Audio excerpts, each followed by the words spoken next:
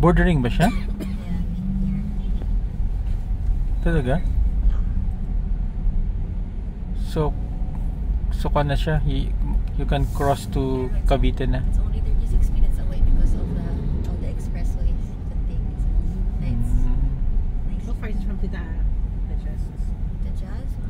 Malapit na. Cavite ba yung kuha nila? Nasa border din yung Verdana. So ang Verdana nasa border siya ng Cavite. So dito nasa border siya ng Metro Manila. So it's I think Verdana is part of Manila pa o Cavite na? Cavite na siya. Cavite na siya? Nag-cross?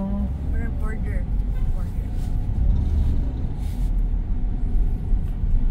Yan yung kinuha nila. They acquired after nabenta yung bahay nila dyan sa Saan ba bahay nila dati? sa Ayala Alabang sila.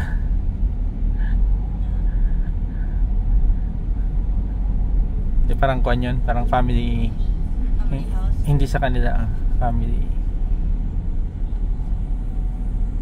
Grabe, mahal ang mga bahay dun sa Ayala Alabang. Ayan,